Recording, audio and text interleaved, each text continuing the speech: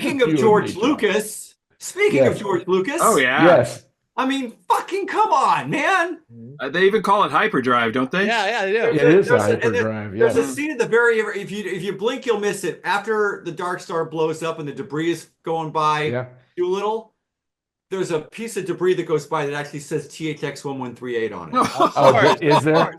Now, mind you, these guys are products of the exact same film school, the USC Film School, right? Right, right. Yeah, and so what did their years overlap at all? Probably. I know this came out in 74, but apparently it had been shooting for like 4 years. They've been shooting it since the time they're making THX, and it's 71.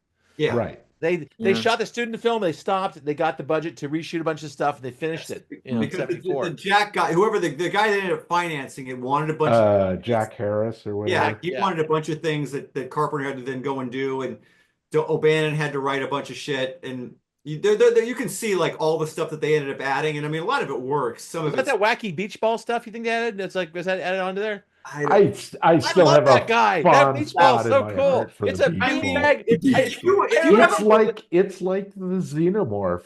Yeah. Well, Dan O'Bannon. Yeah. It's terrifying. It's annoying.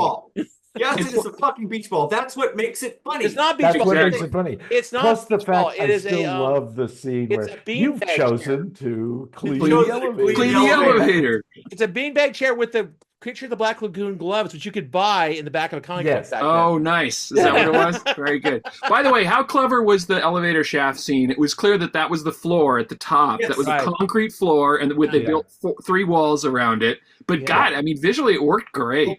O'Bannon fucking sells that whole thing. Yeah. Yes. Like it's he's weird how a got decent actor.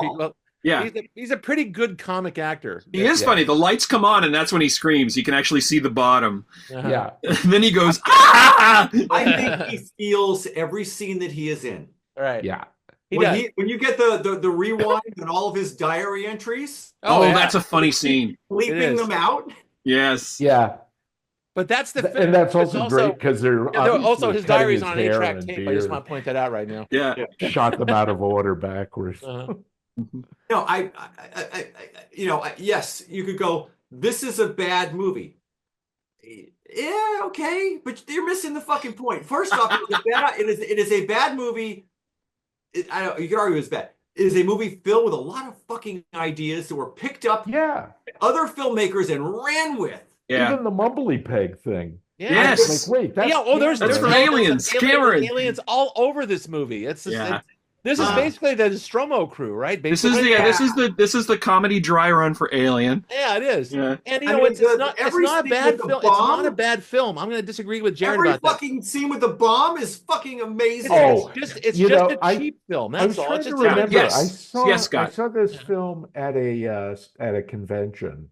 You saw Dark Star at a convention? Imagine that. Imagine that. It blows my mind. Did you see Blooper Reel for Star Trek 2? Did you see that? I got that beat. I saw it at Film X. Yeah, I saw that's a clip. I saw the original Cage. I saw it at Film X. in a 35 millimeter print. Was it black and white? It was black and white. Yes. Of course it was. Yeah, that was the only print they had. Right. You know what? The whole thing, Scott, you just said it's not a bad movie, it's a cheap movie. Yeah, cheap movie. I remember when I was working at the Sonoma Index Tribune in the 80s, and all the guys that worked in the press room, they printed the papers right there on site. They were all like, press guys. They're car boys, right? They're all just car boys, gearheads. And one of them one day came in and said, I saw this terrible movie the other night. It's called A Clockwork Orange. What a low budget piece of shit. And I was just like, yeah. Just be quiet. Yeah, just be quiet. But it's like he was beat up for this. But this was post Star Wars, and people expected science fiction movies to look a certain way. Yeah, and right. Go in with that expectation, you're going to completely miss everything that's good about this movie. Yeah. Well, the problem. Okay, here's the problem. It's like there's a tier of low budget films. There's low budget that we can tell they kind of cutting corners, not seeing a lot of spectacle stuff. This one's so low that this is like no budget. It's crude. What, 60 grand, right? They're eating Otter Pops and wearing like The otter pots. They're wearing muffin tins on their spacesuits. Yeah, and they have a toy spacesuit on. And I swear the right. helmet is like it's below a certain popcorn level. thing, Is it a popcorn ball? I think it's a popcorn. No, Jim's right. The helmets are popcorn machines. Yes, that's right. I love it. I love it. Again, if you actually look at the credits, like there's like 5 or 6 future Oscar winners. Yeah, like Greg Jean, who ended up making models for all the miniatures for this. It's amazing. The beach ball was played by the guy who does Nick Michael Castle. Meyer, right? Yeah. Nick Castle. Nick really? Yeah. Like Dan O'Bannon, obviously. I mean, but and back to talking about like the talent potential. Scott brought this up. I'm watching John Carpenter, who these are kids, and just like the level of ingenuity. But it starts with, this is a good script. It's fucking funny. Yes. Yeah. There's some actual really cool ideas in it. Yeah. I mean, the whole back and forth with Doolittle, who basically talks the bomb out of blowing up, but then phenomenology. I think, therefore I am. Yeah, exactly. Good. Also, that's a good place to start. Commander Powell in the freezer. That's so funny, and it's a great moment when they finally reveal that. It's right at the crisis moment of the film. They got 15 minutes before the bomb goes off, and that's when he's like, "Captain, I got to talk to you." And he says, "How are the Dodgers doing?" How are the Dodgers doing? They broke up 15 years ago. But it's one of the funniest things is like all these guys are like totally just out of it, basically out in space too long hippies, but the bombs themselves are very sharp and clever, like little David Hyde Pierces. Right. They're kind of and they're both voiced by O'Bannon. Oh really? Oh really? Yeah, I think so. Okay. Well, actually, okay, but Talby, this is the last time. Yeah, Talby is Dutch or something. Talby's accent, the actor playing Talby's accent was so unintelligible that Carpenter had to redub him. Oh really? He That's Carpenter talking. Oh wow! Oh wow! What I like about the scene where the ship's computer is arguing with the bomb. Yes.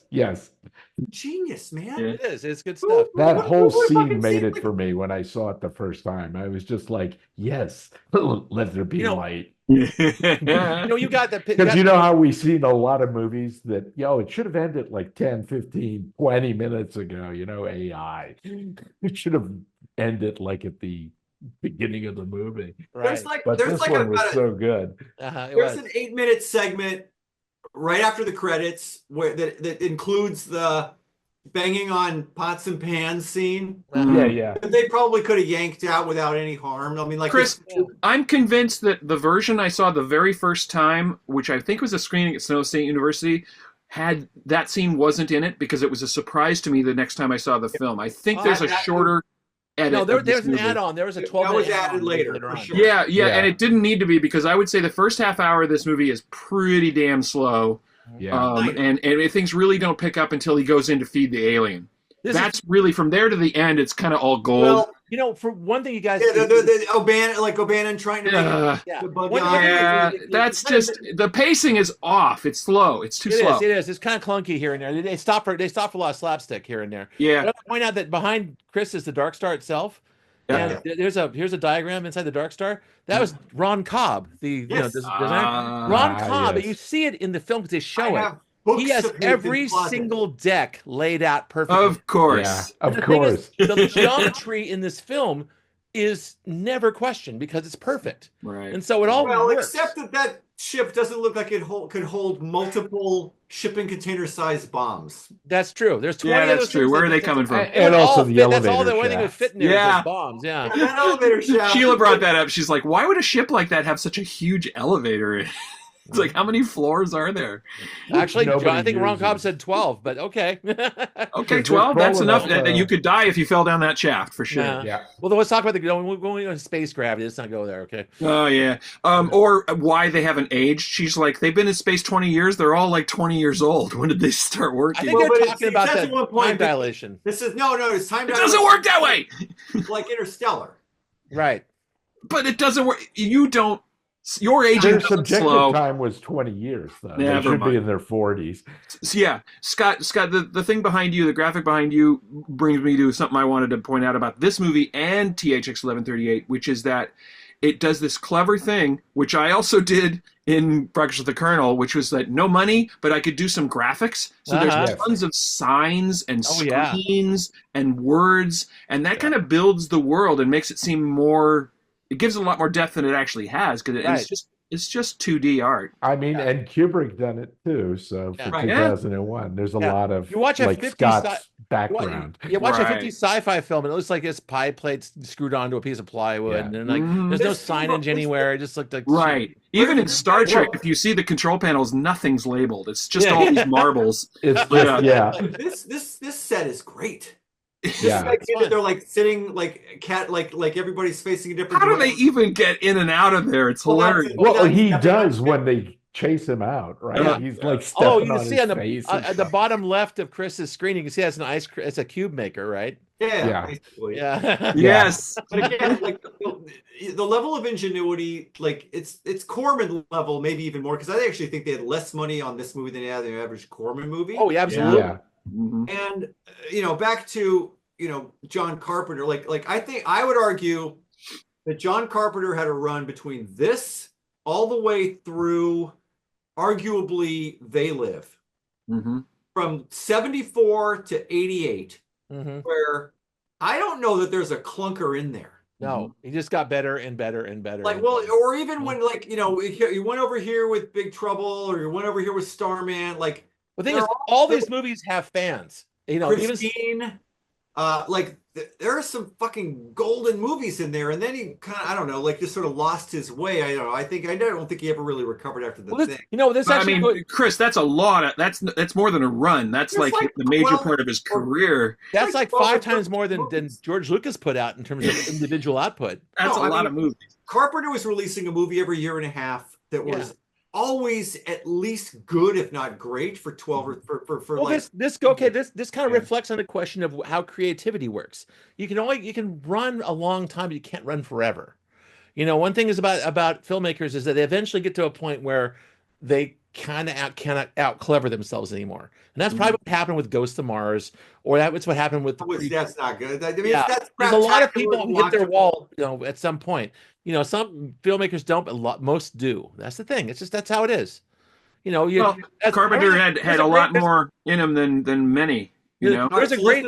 I remember The Simpsons. There's a great thing where Bart becomes a star. Where he has his own I forgot what phrase he used. He got real famous. Like, don't have a cow. Yeah. He went out and said it, and nothing happened. And Krusty walked him out and says, "What happened?" He says, "Don't worry about it, kid. You just finished. That's all." Right. All right, so let's go. You're finished. That's basically it. So he does this. Assault on Precinct 13, which is great. Yeah. Screenplay for Eyes of Laura Mars. Which, he's gonna go. You're gonna lay it all out, aren't you? Halloween, The Fog, Escape from New York. He's made money. The Thing, Christine, Starman. The Thing was not a big hit. No, it's one of my favorite when it came out. Yeah. Listen, the people acknowledge it's one of the best horror films ever made, but it did not make a lot of money. Starman, Big Trouble, Little China, Prince of Darkness, They Live. I don't know. I think there's 1 or 2 I'm missing in there, but I mean that's a really fucking good run. Yeah. No, I'm not gonna argue. Yeah. Carpenter's a genius. He's just I really liked Starman. I thought it was a good departure. I thought Starman was him apologizing for scaring her to death in The Thing. Yeah. Oh, aliens could be nice. Yeah, see, they're nice people. It's Jeff. It's good. It's Jeff. It's the Lebowski. All right. Well, where are we at? But what I'll say, like I don't know how long it's been since you guys seen like Escape from New York, but I watch it fairly regularly. But you can tell he had a budget. That's Donald Pleasance too, isn't he? The president. So you're A number 1, Duke of New York. He's in Halloween. So he makes The Fog. The Fog does really, really well. They give him even more money. Avco Embassy gives him even more money to Escape from New York. And the entire time you're watching that movie, it's just like watching Dark Star, where you can go, "Oh, they've given you a lot of money, but maybe not an unlimited amount of money." But you go back and watch that movie and see what he does with the location at the beginning that's supposed to be where the cops are on the other side of the wall from New York. I drive by that. It's just like a substation off the 101 in the middle of the LA basin. Like the level of ingenuity that he continued to use all the way through the early part of his career. Like, what can I do with the money they've gave me to make this film feel bigger and more robust? Right. Really good at that shit, man. Yeah. Yep. He was. He had to, and the thing is, at USC, I think they encouraged people to really be creative and use whatever they had. And he managed to do this without going through the Corman, with the Corman thing that everybody else went through. Yeah, you know the original THX, the student film version, was all shot in a bunch of indoor, above ground parking lots. Yeah, you know, really, really no budget, but he made it look good. And so same here. It's like, you know, you only got so much money, make it happen. This is all filmed again at Poverty Row at Raleigh Studios. Right. You know, that and then 16 millimeter, which I'll never forgive him for, but what are you gonna do, right? they didn't have the money for 35. It looks pretty rough. Well, again, just like this entire sequence, you could do. All right, he doesn't have an elevator shaft. He's trying to use trickery to make this look. So I'm going to put the camera here. I'm going to put the camera here. Dan O'Bannon's going to fucking sell this, even though he's not really a professional actor. Yeah. Hey, man. Bravo. Also this guy, isn't he Lemmy from, like, you know, Motorhead? He barely speaks. I know. Boiler. Boiler barely speaks until Boiler like shows up with the laser gun because I'm going to do target practice in the hall. That's a good gag. That rang true. Having hung out with Fred Verdun and gun friends. That's not for this. That's dangerous. That's dangerous. When they're fighting over the laser in the hallway at the very end of the movie and it goes off. And that's a great gag. You could have killed me. Poof. All right. It's time. You're right. This is not a bad movie. It's a cheap movie that transcends its extreme cheapness. I fucking love it. And shows you every a bit of promise, not only for John Carpenter, but Dan O'Bannon and Ron Cobb and Greg Jean and all the guys involved in it. Right. They were starting their careers at this point, and you could see it all. Also, and because I made this point during the wrong episode, which we were just talking about THX, I think this is the first true science fiction comedy feature. Yes. Where it's literally it's truly science fiction and it's also truly a comedy. Yeah. It's sort of like very dry. riffing off 2001 and a lot of other things. I cannot think of anything else that would. You know, this was 74. Right. 77 NBC came out with a show called Quark starring Richard Benjamin where he was the garbage man. He was an outer space garbage man. They were collecting outer space garbage. Remember that show? I can't help but think they must have seen this movie. Oh, I'm sure they did. All right, that's it. Show a thumbs.